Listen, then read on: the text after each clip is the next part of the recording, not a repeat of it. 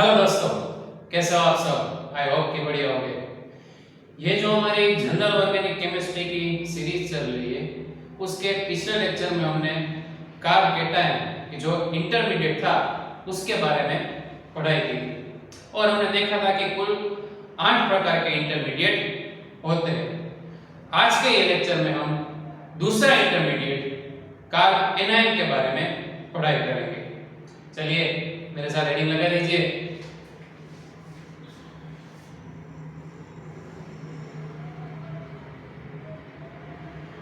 Carb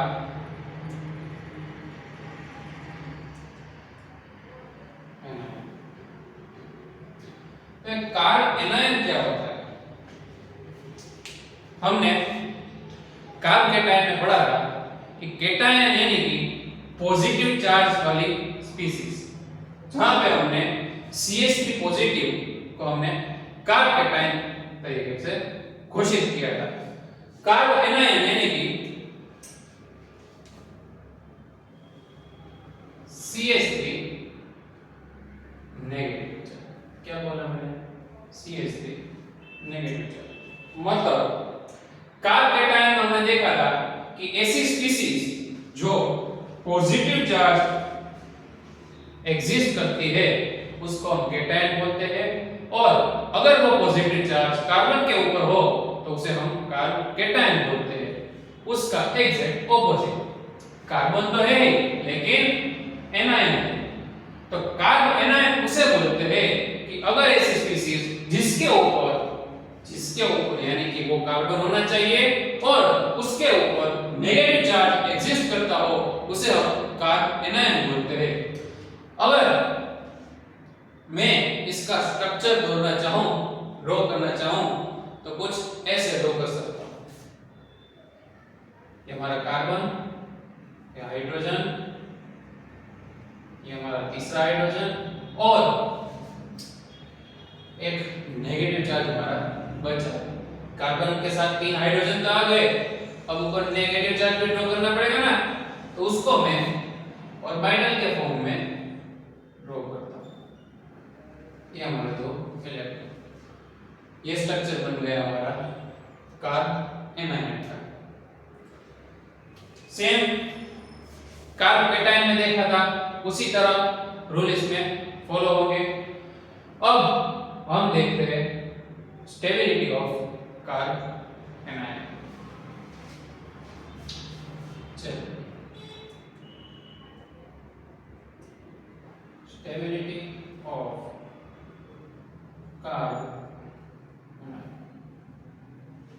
carb cation हमने stability में क्या देखा था कि कार्ब केटायन स्टेबल कब होगा? कार्ब केटायन यानी कि जिसके पास इलेक्ट्रॉन नहीं है, जिसको कोई इलेक्ट्रॉन देगा तो वो संतुष्ट पाएगी, मतलब वो इलेक्ट्रॉन डेफिशिएंट है, उसको कोई देने वाला चाहिए ताकि वो खींच सके। उसका एग्जैक्ट ऑपोजिट इसमें होगा।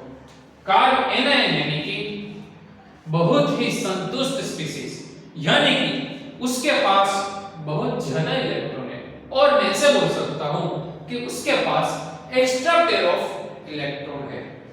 अगर उसको स्टेबिलिटी हासिल करनी हो तो उसको अपने जो इलेक्ट्रॉन है वो किसी को डोनेट करने होंगे, यानी कि वो अपने इलेक्ट्रॉन अगर डोनेट करेगा तभी वो स्टेबल हो सकता है। तो कार्ब एनायन अपने इलेक्ट्रॉन डोनेट कब करेगा? जब सामने खींचने वाला हो, यानी कि अगर सामने खींचने वाला कोई ग्रुप मौजूद हो तो मैं ऐसा बोल सकता हूं कि ये जो हमारा कार्ब एनायन है वो स्टेबल हो सकता है। उसके लिए मैं इधर कुछ लिखता हूं, ध्यान से देखिएगा। Carbanion is directly proportional to, पिछले लेक्चर में याद कीजिए हमने कार्ब केटायन के बारे में ऐसा कुछ लिखा था। Carbanion is directly proportional to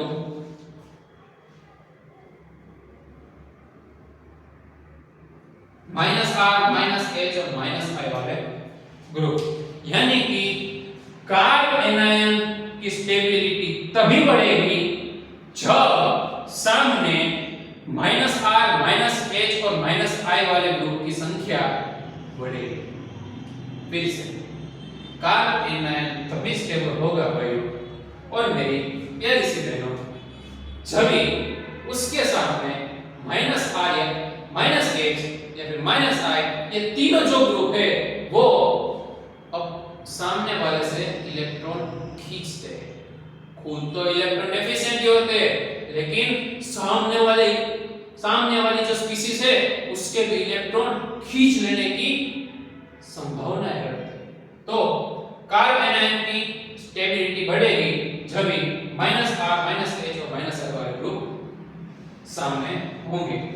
और inversely proportional to +R +H और +I वाले ग्रुप, मतलब कार्ब एनायन की जो स्टेबिलिटी है वो डिक्रीज होगी जब सामने देने वाले ग्रुप होंगे। एक तो ऑलरेडी उसके पास ज्यादा इलेक्ट्रॉन है, उसके पास जगह ही नहीं है सामने से अगर कोई इलेक्ट्रॉन आया तो, और आप उसमें अगर इलेक्ट्रॉन देने वाले ग्रुप दो तो वो क्या हो जाएगा, वो फट जाएगा। मतलब कि अगर देने वाले इलेक्ट्रॉन सामने आ गए तो कार्ब एनायन की जो स्टेबिलिटी है वो डिक्रीज होगी। आई होप कि आपको समझ में आ गया होगा। और अच्छे से समझने के लिए हमें पता है हम क्या करते हैं, हम एग्जाम्पल का सहारा लेते हैं। तो चलिए समझने का प्रयास करते हैं एग्जाम्पल से। तो पहला एग्जाम्पल मैं इधर लिखता हूं। आ गया हमारा प्यारा सा बेंजीन, उसके ऊपर हमारा नेगेटिव चार्ज वाला ग्रुप। और अगर मैं सामने ऐसा ग्रुप डाल दूं जो कि कुछ इफेक्ट शो करता हो, मैं नहीं बोलूंगा कौन सी इफेक्ट, पहले आपको सोल्व करने का प्रयास करना है।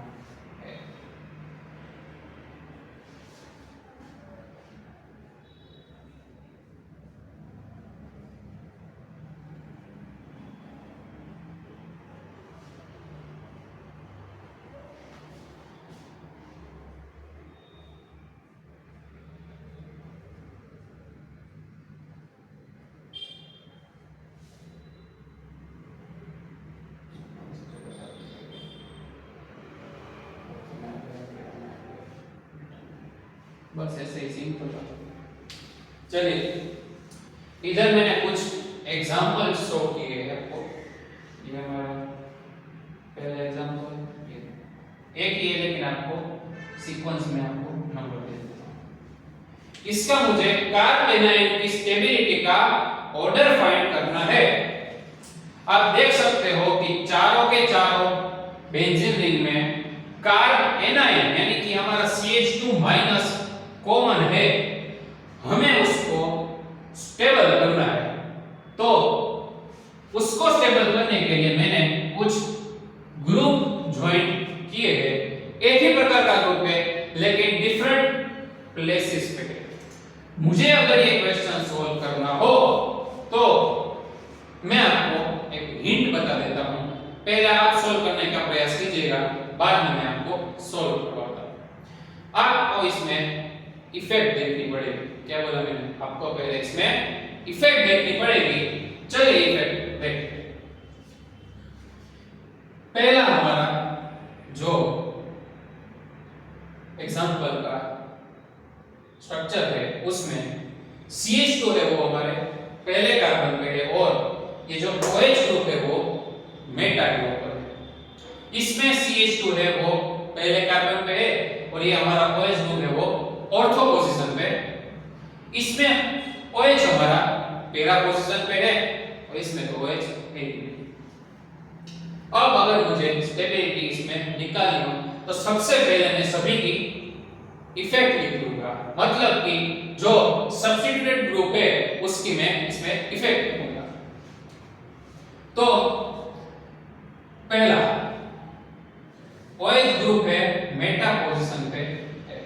अब हमारे पास डिफरेंट टाइप की इफेक्ट होती है, plus are effect, H effect और आई इफेक्ट, ठीक है। उसमें भी दो डिफरेंट टाइप की आती है, प्लस इफेक्ट आती है और एक माइनस इफेक्ट आती है, आप अच्छे से पढ़ चुके हैं। तो हमारा OH ग्रुप है वो मेटा पोजीशन में है और आपको अच्छे से पता है कि मेटा पोजीशन पे आर इफेक्ट नहीं लगती। अगर आर इफेक्ट उसमें नहीं लगती तो हम देखेंगे उसके बाद आई इफेक्ट। OH में अगर मैं आई इफेक्ट यानी कि इंडक्टिव इफेक्ट देखना चाहूं तो कौन सी आई इफेक्ट आएगी?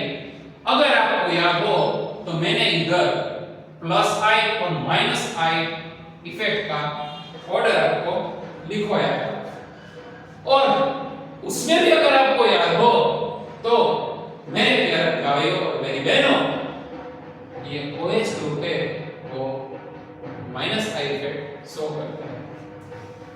तो मैं इधर सिंपल लिख देता हूं माइनस आई। इसका हो गया। अब इसकी बारी दूसरा, इसमें आप देख सकते हैं कि OH ग्रुप है वो ऑर्थो पोजीशन पे है और हमें पता है ऑर्थो और दूसरा पैरा, ऑर्थो और पैरा पोजीशन पे हमारी आर इफेक्ट लग सकती है।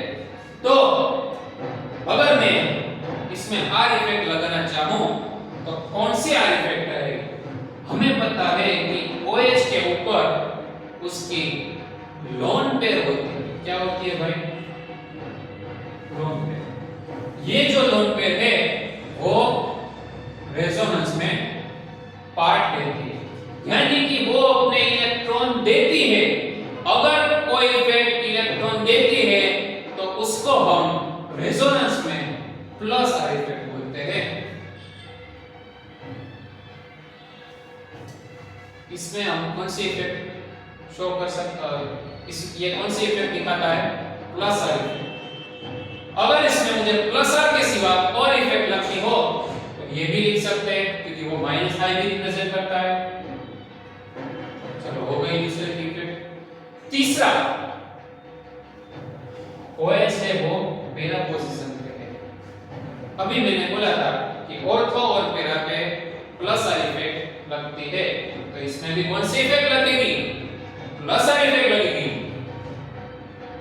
मैं इधर लिख लेता हूं प्लस आर इफेक्ट। और दूसरी एक इफेक्ट लगेगी वो माइनस आई इफेक्ट, ठीक है। इसमें तो कोई इफेक्ट ही नहीं लगेगी। क्यों? क्योंकि इसमें ग्रुप ही नहीं है। चलिए अब हमें सीक्वेंस में अरेंज करना है। जो सबसे ज्यादा स्टेबल है वो आगे आएगा और जो सबसे कम स्टेबल है वो पीछे आएगा। अब अगर मुझे इसमें स्टेबिलिटी देखनी हो तो देखो CH2 माइनस स्टेबल तभी होगा, CH2 माइनस स्टेबल तभी होगा जब सामने खींचने वाले ग्रुप होंगे। क्या बोला?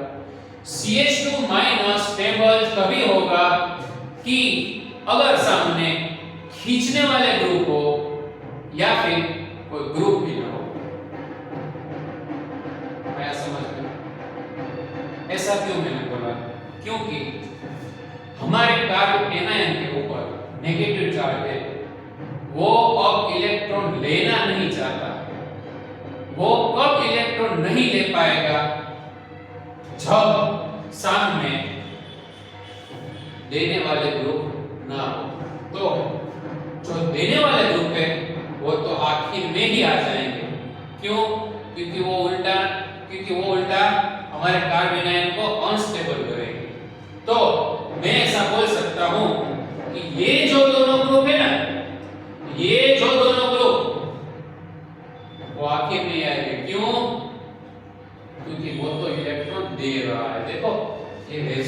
जाएगा, ये भी रेजोनेंस में जाएगा, तो CH2 को इलेक्ट्रॉन मिलेंगे।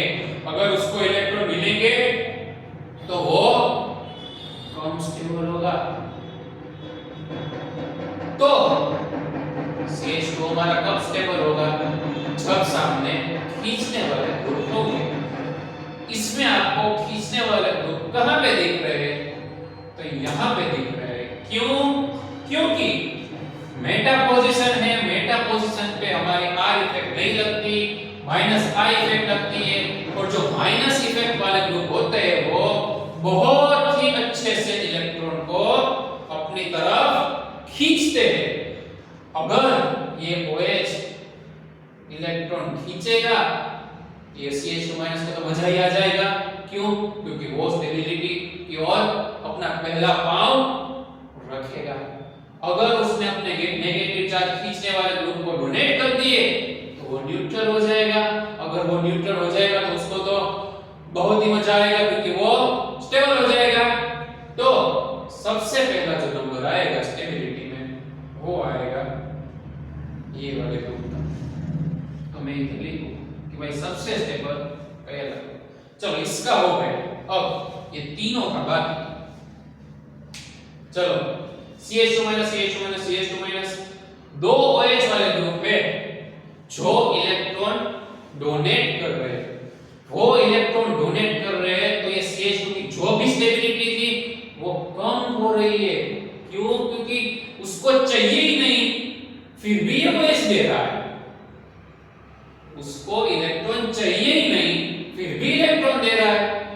तो ये दोनों तो भाई इसके बाद तो आ ही नहीं सकते। बच्चा ये CH2 वाला जिसमें कोई ग्रुप ही नहीं है, मतलब जो उसकी स्टेबिलिटी थी वही रहेगी, ना कम होगी ना ज्यादा होगी। ये सारा तो कम कर रहे हैं। तो इसके बाद आएगा स्टेबिलिटी में नंबर 4। इसके बाद हमारे दो विलन बचे, दूसरा और तीसरा नंबर। चलो दोनों में प्लस आर इफेक्ट तो कॉमन है। प्लस आर इफेक्ट दोनों में अगर कॉमन हो, हमें पता है कि आर इफेक्ट ऑर्थो और पैरा दोनों में से सेम इंटेंसिटी से लगती है। अगर प्लस आर इफेक्ट कॉमन है तो हम उसके बाद वाली इफेक्ट हम देखेंगे। प्लस आर के बाद हमारी इफेक्ट आई माइनस आई। चलो माइनस आई मतलब कि वो खींचेगा इलेक्ट्रॉन। अगर वो इलेक्ट्रॉन खींचेगा तो वो CH2 को बहुत ही अच्छा मजा देगा। क्यों? क्योंकि CH2 है वो स्टेबल हो जाएगा। अगर वो स्टेबल हो जाएगा तो बहुत ही बढ़िया होगा। चलो ये दोनों में से कौन CH2 को अच्छे से स्टेबल कर सकेगा? तो इंडक्टिव इफेक्ट में हमने देखा था कि inductive effect depends on distance, मतलब कि इसमें जो CH2 के नजदीक होगा, वो ज्यादा स्टेबल कर पाएगा। तो CH2 के नजदीक कौन सा ग्रुप है? ये वाला, ऑर्थो वाला। तो ये पैरा से ज्यादा स्टेबल कर पाएगा। तो मैं इधर इसके बाद नंबर लिखता हूं, नंबर 2। और बच्चा कौन सा? ये हो गया हमारी स्टेबिलिटी का प्यारा सा एग्जाम्पल नंबर 2।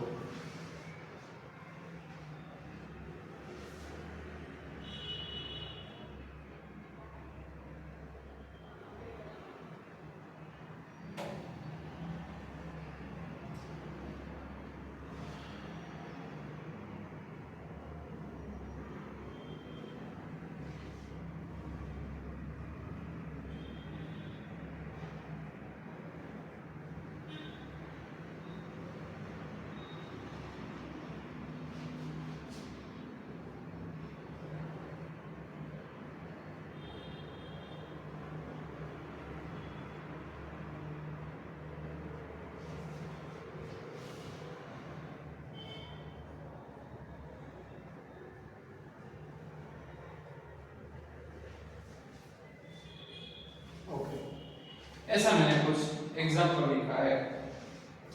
आप देख सकते हैं चार हमारे बेंजीन के स्ट्रक्चर है, उसमें हमारा कार्ब एनायन है जो कि है चारों के चारों में कॉमन CH2 माइनस। सभी में एक एक ग्रुप मैंने कॉमन ज्वाइन किया है, वो है हमारा CH3 CH3 CH3, ठीक है। ये CH3 हमारे कार्ब एनायन की स्टेबिलिटी घटाएंगे और बढ़ा भी सकते हैं। चलिए देखते हैं। सबसे पहले हम नंबरिंग कर देते हैं 1 ये 2 ये आ गया हमारा 3 और ये हमारा 4। चलो सबसे पहला नियम, अगर आपको स्टेबिलिटी निकालनी हो तो आपको सबसे पहले उसकी इफेक्ट मालूम होनी चाहिए। चलो पहला क्वेश्चन में CH3 वो ऑर्थो पोजीशन पे है, CH3 हमारा ऑर्थो पोजीशन पे है और हमें भली भांति पता है कि ये जो हमारा CH3 है वो प्लस H इफेक्ट शो करता है। तो चलिए मैं इधर लिख देता हूं प्लस H। उसके अलावा ये जो CH3 है वो प्लस I इफेक्ट भी शो करेगा, ठीक है। तो पहला हमारा जो था एग्जांपल, उसमें CH2 के बाद CH2 माइनस के साथ CH3 ऑर्थो पे था जो कि प्लस H और प्लस I इफेक्ट शो करता है। दूसरा मेटा पोजीशन है, मेटा पोजीशन पे रेजोनेंस और हाइपर कॉन्जुगेशन वाला हाइपर कॉन्जुगेशन अप्लाई होता नहीं, इसलिए यहाँ पे मेटा पोजीशन पे या तो प्लस I लग सकता है या फिर माइनस I। अब हमें पता है कि जो CH3 है वो अपने इलेक्ट्रॉन डोनेट करता है, अगर वो डोनेट करता है तो हमारे ऑर्डर के हिसाब से वो प्लस I इफेक्ट शो करेगा, ठीक है। चलिए तीसरा CH3 हमारा पैरा पोजीशन पे है, पैरा पोजीशन पे जैसा मैंने इधर बोला कि वो प्लस H इफेक्ट शो करेगा, प्लस H इफेक्ट और उसके साथ साथ प्लस I इफेक्ट, और वहां पे तो ग्रुप ही नहीं है तो फिर इफेक्ट खोजने का सवाल ही नहीं पैदा होता है। चलो अब नंबरिंग करते हैं। क्या भाई, अब नंबरिंग करते हैं। हमारा प्यारा सा CH2 माइनस तभी स्टेबल होगा जब भी उसको कोई खींचने वाला मिले, उसके इलेक्ट्रॉन कोई खींचने वाला मिलेगा तभी वो स्टेबल हो सकता है। आप इधर देख सकते हैं कि खींचने वाला कोई है ही नहीं, सभी देने वाले हैं। तो अगर इसमें मुझे ऑर्डर निकालना हो तो बारी बारी देखते जाते हैं। चलो पहले हम प्लस H वाले को देखते हैं, ठीक है। प्लस H वाले और प्लस H वाले वो सबसे ज्यादा इलेक्ट्रॉन डोनेट करेंगे। क्या?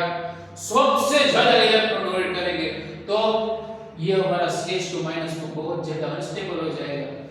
तो सिंपली मैं ऐसा बोल सकता हूं कि ये दोनों तो सारे आखिर में ही आएंगे, पहले तो आ ही नहीं सकते, ठीक है। आगे ना भाई, अब बच्चे ये 2 और ये 4।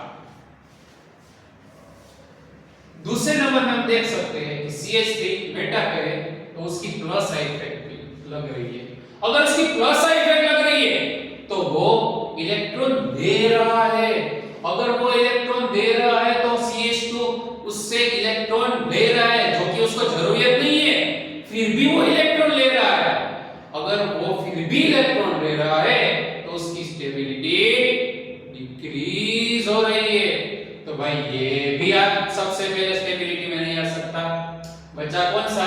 CH2 माइनस, जो ले भी नहीं रहा, जो दे भी नहीं रहा, मतलब कि जो भी उसकी स्टेबिलिटी होगी वो मेंटेन रहेगी। तो सबसे पहले नंबर आएगा 4 नंबर। उसके बाद ये दोनों तो भाई CH2 माइनस की जान ही ले लेंगे, तो ये दोनों तो आ ही नहीं सकते। आएगा ये दूसरा नंबर। अब हमें तय करना होगा ये पहले और तीसरे में से कौन सा आ जाएगा। प्लस H तो दोनों में कॉमन ही है, देखनी हमें प्लस I है। प्लस आई। अब हमें पता है कि प्लस आई जो है वो डिस्टेंस पे डिपेंड करती है। CH2 माइनस हमारा तभी स्टेबल होगा जहां पे प्लस आई देरी से पहुंचेगी। क्या बोला मैंने? जहां पे प्लस आई देरी से पहुंचेगी, मतलब ऐसा ग्रुप जो हमारे कार्ब एनायन से दूर होगा वो वहां पे पहुंचने में ज्यादा टाइम लगाएगा, तो वो स्टेबल हो सकता है। आप इधर देख सकते हैं कि ये CH3 इसके पास ही है। अगर CH कार्ब एनायन के पास में ये CH3 है तो वो तो जल्दी से CH2 माइनस को इलेक्ट्रॉन दे देगा। अगर वो जल्दी से CH2 माइनस को इलेक्ट्रॉन दे देगा तो वो तो फटाक से अनस्टेबल हो जाएगा। उसके अलावा यहाँ पे उसको इलेक्ट्रॉन देने में ज्यादा समय लगेगा।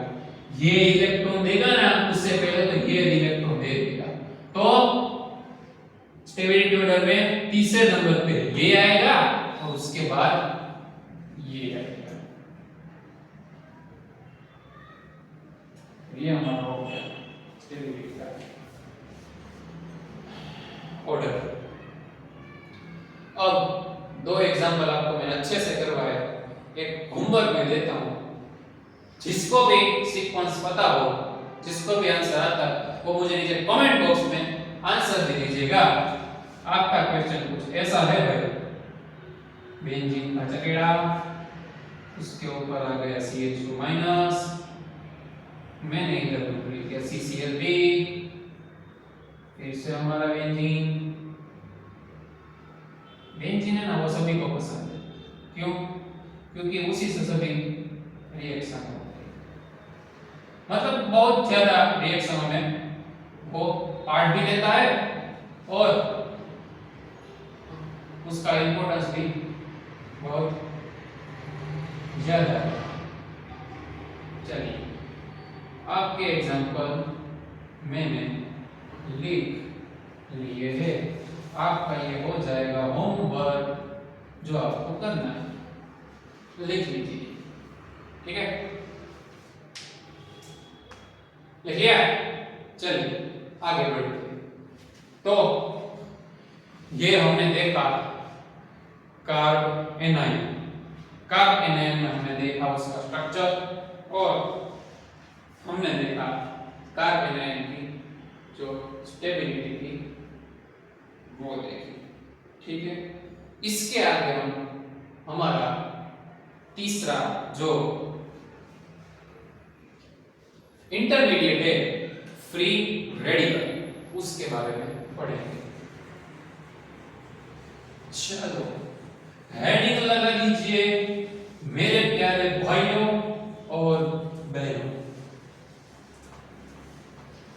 क्या हेडिंग लगाएंगे आप? जो मैंने अभी बोला, हेडिंग लगा लीजिए फ्री रेडिकल।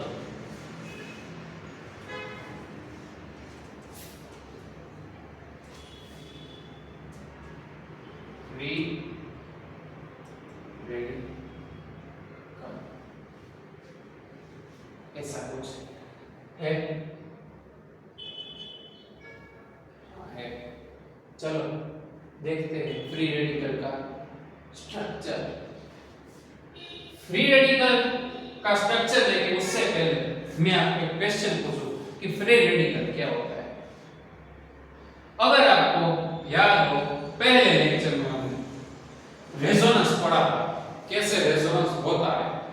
उसमें हमने एक रेजोनेंस ऐसा देखा था कि conjugation in between double bond and free radical। याद आ गया? गुड। फ्री रेडिकल का मतलब अगर मैं बोलूं आधा लोन पेयर, बोलते नहीं है लेकिन समझ लेंगे। आधा लोन पेयर का मतलब क्या होता है? लोन पेयर में कितने इलेक्ट्रॉन होते हैं? 2 इलेक्ट्रॉन, उसको आधी कर दो 1 electron. Single electron species which are exist is called free radical। मतलब ऐसी स्पीसीज जो सिंगल इलेक्ट्रॉन का को इसको जिसके ऊपर होता है उसको हम फ्री रेडिकल बोलते हैं। जैसे कि मैं फ्री रेडिकल लिखूं CH2 टप, ये जो टपका है ना, गुजराती में टपका बोलते हैं, इंग्लिश में डॉट बोलते हैं, ये हमारा एक इलेक्ट्रॉन है, तो ये हमारा हो जाएगा फ्री रेडिकल। स्ट्रक्चर की बात अगर मैं करूं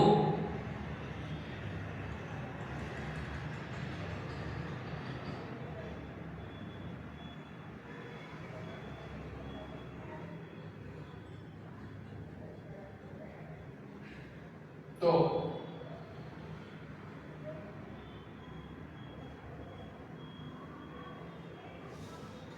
ऐसा कुछ होगा भाई, ये कार्बन की जो ऑर्बिटल होगी ना उसमें एक इलेक्ट्रॉन मौजूद होगा, तो ये था फ्री रेडिकल का स्ट्रक्चर। अगर मैं फ्री रेडिकल की स्टेबिलिटी की बात करूं तो उससे पहले हमें हेडिंग लगाना पड़ेगा। लगा दीजिए हेडिंग स्टेबिलिटी ऑफ फ्री, इधर लिखना स्टेबिलिटी ऑफ फ्री रेडिकल।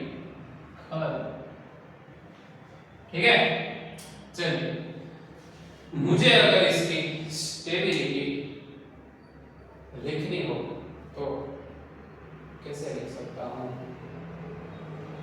चलिए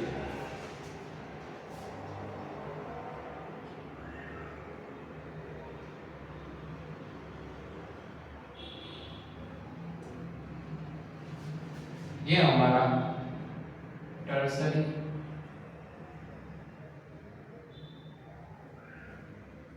ये हमारा सेकेंडरी,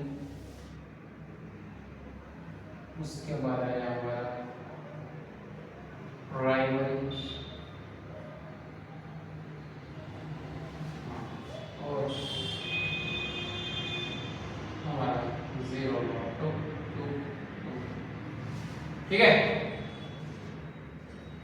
ये चार स्ट्रक्चर मैंने ड्रॉ किए हैं, जिसमें ये हमारा टर्सरी है, उसके बाद है हमारा सेकेंडरी, उसके बाद है हमारा प्राइमरी और आखिर में जो है वो हमारा है फ्री रेडिकल। इसमें अगर मुझे स्टेबिलिटी देखनी हो तो कार्बन के ऊपर जो फ्री रेडिकल होता है ना वो अनस्टेबल होता है। कार्बन के ऊपर फ्री रेडिकल अनस्टेबल होता है, वो स्टेबल तभी होगा जब भी उसके पास कोई इलेक्ट्रॉन देने वाला, मतलब मैं फ्री रेडिकल हूं तो मुझे कोई अगर इलेक्ट्रॉन देगा ना तो मुझे बहुत मजा आएगा। ठीक है, अगर मुझे कोई इलेक्ट्रॉन देने वाला ग्रुप मिल गया तो मैं ज्यादा स्टेबल हो सकता हूं। तो इसमें देने वाले ग्रुप 1 2 और 3 है, इसमें देने वाले ग्रुप 1 और 2 है, इसमें सिर्फ एक ही देने वाला ग्रुप है, उसमें तो कोई दे ही नहीं रहा, उसमें कोई इलेक्ट्रॉन दे ही नहीं रहा, तो सबसे ज्यादा स्टेबल ये हो जाएगा। तो सबसे पहले सबसे ज्यादा स्टेबल कौन सा हुआ? टर्सरी, उसके बाद सेकेंडरी, उसके बाद प्राइमरी और उसके बाद 0। तो ये हो गया इसमें स्टेबिलिटी का ऑर्डर। अब आपको ये देख के कुछ हद तक ऐसा लग रहा होगा कि सर ये तो कार्बोकेटाइन जैसा नहीं हो गया। करेक्ट, ये कार्बोकेटाइन जैसा ही है, लेकिन प्लस की जगह आ गया हमारा डॉट, जिसको हम प्यार से बोलते हैं फ्री रेडिकल। अगर इसके बारे में मुझे कुछ लिखना हो तो मैं ऐसे लिख सकता हूं भाई, free radical is directly proportional to number of alpha। क्या लिखा भाई मैंने?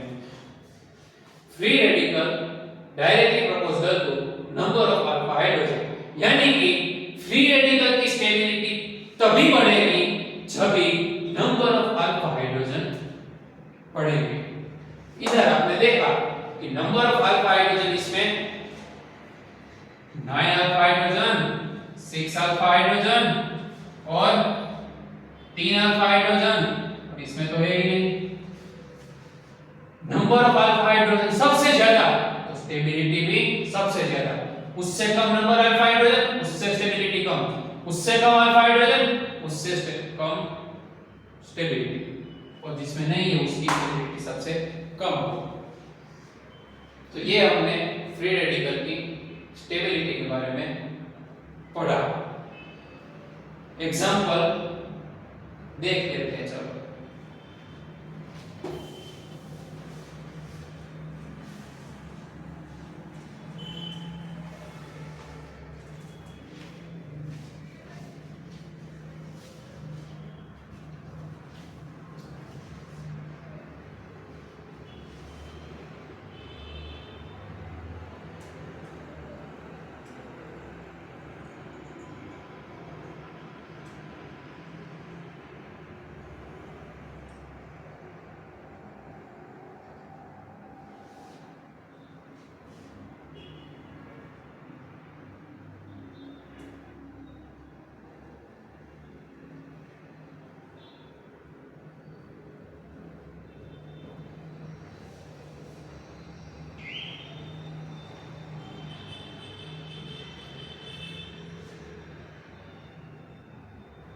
चलो 4 एग्जांपल लिए, अच्छे से फटाफट देख लेते हैं।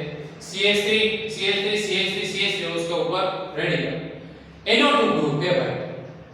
NO2 ग्रुप जो कि भयंकर खींचने वाला ग्रुप है, भयंकर खींचने वाला ग्रुप है। वो ऑर्थो मेटा और पैरा पोजीशन पे है। स्टेबिलिटी फाइंड करने के लिए सबसे पहले हम इसमें इफेक्ट यानी कि कौन सी इफेक्ट इसमें अप्लाई हो रही है वो देख लेते हैं। चलिए, ऑर्थो पोजीशन में NO2 मतलब R इफेक्ट भी लगेगी। NO2 की R इफेक्ट अगर मुझे देखनी हो तो वो होती है -R। अगर NO2 की मुझे दूसरी इफेक्ट देखनी हो तो वो होती है -I। चलो पहला हो गया। दूसरा, मेटा पोजीशन पे NO2, मेटा पोजीशन पे +R -R जो भी होता है +H -H वो लगता नहीं है, सिर्फ I इफेक्ट यानी कि इंडक्टिव इफेक्ट लगती है। तो इधर NO2 की हो जाएगी -I इफेक्ट। पैरा पे है, पैरा पे NO2 है इसलिए उधर R इफेक्ट लगेगी, NO2 की इफेक्ट हो जाएगी -R। और दूसरी कौन सी होगी भाई? -I। उसमें तो लगेगी ही नहीं भाई, ठीक है। चलिए, स्टेबिलिटी का ऑर्डर चाहिए। CH3 रेडिकल तभी स्टेबल होगा जब उसको देने वाले लोग ज्यादा होंगे, उसको देने वाले लोग ज्यादा होंगे। इसमें देने वाले लोग ही नहीं, सभी खींचने वाले हैं। NO2 खींचता है, पैरा में भी NO2 खींचता है, मतलब ये दोनों तो भयंकर अनस्टेबल करेंगे। और मेटा में NO2 है वो भी -I वाला है, अगर वो भी -I वाला है वो भी खींचेगा तो ये भी अनस्टेबल करेगा। मतलब ये तीनों में से तो कोई पहले आएगा ही नहीं। इसलिए जो हमारा नंबर दे देते हैं उसके पहले 2 3 और उससे पहले आ जाएगा चौथा नंबर, क्योंकि वो कम भी नहीं कर रहा और बढ़ा भी नहीं रहा। अब ये तीनों में से देखना है तो फ्री रेडिकल को कौन ज्यादा अच्छे से स्टेबल करेगा। तो ये दोनों तो आएंगे ही नहीं है भाई पहले। क्यों? क्योंकि वो -R भाई, भयंकर -I इफेक्ट, तो ये दोनों नहीं आएंगे। ये है -I वाला, तो सबसे पहले वो आ जाएगा स्टेबिलिटी के ऑर्डर। तो नंबर 2 से आएगा। अब ये दोनों में से तय करना है। CH3 को जो कम खींचेगा ना, मतलब कम तो दोनों में से कोई नहीं खींचेगा क्योंकि -R है। कम समय में मतलब आ गया हमारा डिस्टेंस। जो ज्यादा डिस्टेंस पे होगा ना, वो उसको कम स्टेबल करेगा। क्या बोला मैंने? जो ज्यादा डिस्टेंस पे होगा वो उसको कम अनस्टेबल करेगा। Sorry my mistake.